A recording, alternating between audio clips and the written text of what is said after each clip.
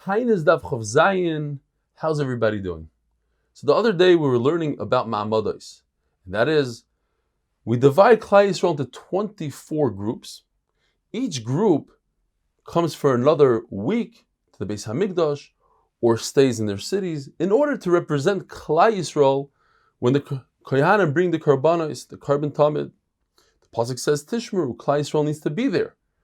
Now obviously not all of Klal Yisrael could be there every day at any given moment. So therefore we send representatives. The Gemara tells us that half of the representatives go to Yerichai, and that is in order to provide food and drinks for those, the other half, that go to the Beis Hamikdash. And that's why it says that 12 of the Mishmaros go to Yerichai, meaning half of the Mishmaros stay in Yerichai and they work as a team. They provide the food and water. The Kohanim, Leviim, and Yisraelim, each group is ma'akev the other. In other words, if you don't have all three, a representative of the Kohen, Levi, and Yisrael, then the carbon is no good.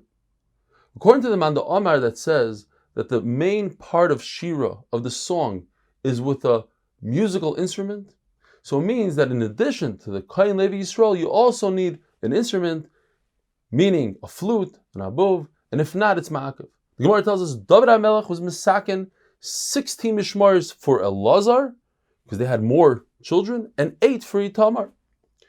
Before, there was 16 total. And some say that Moshe Rabbeinu was misaken 8. In the beginning of Bayis Sheni, out of the 24 mishmaros, only 4 mishmaros came back to Yisrael. Yedaya, Chorim, Pashchar, and Amar.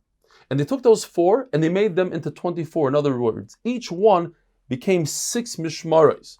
And they made it tonight that even if Yehayarav, which was the first mishmar of the 24 back in the day, if they would come back to Eretz Yisrael, yes, we'll give them a place in the mishmar, but they'll have to be at the end. They'll be the last one of Yedaya. So instead of Yedaya having 6, Yedaya will only have 5 mishmars, and we'll give 1 to Yarav. The reason why the mishmaris read Maaseh Bereshis, because the Kadosh Baruch Hu says that without korbanos, which the mishmaris are davening for that should go up, Yisrael wouldn't exist. The world, the Shemayim V'aretz wouldn't exist. We have to daven about the Shemayim V'aretz. Kadosh Baruch Hu told Avram Avinu, don't worry about it. Even if there's no Beis Hamikdash and you can't bring korbanos, Klal Yisrael on this very day, they could just read the korbanos, and that will be meichel everything. So you see from here, it's very important to say korbanos every day. The Anshi Mishmar, meaning those who go to Yerushalayim, they daven that the korban should be accepted by the Rebbeinu Shalom and the Carbon Tamid. The Anshi Maimad, those who stay in the cities, in Yerichai, they fast. On Monday they fast for the Yardei Hayam, those traveling on the sea, because it says on the second day of Maaseh Bereshis, Rekia. The third day they daven for those who are going in the desert, because it says Teirah Yabasha. The fourth day, on Wednesday, which is the third day, they daven there shouldn't be any askara, a terrible disease, for the children, because it says Ma'ayrois, and we read it Me'ayrois. And the Thursday, they daven for the pregnant women that they shouldn't lose their pregnancy, and for the nursing women, they should have milk, because it says in the pasuk, Nefesh Chaya. The Mishmaros do not fast on Friday because of Kavod HaShabbos, and certainly not on Shabbos itself. On Sunday they don't fast. Well, one reason is because of the religion of Natsrus, which they celebrate on Sunday.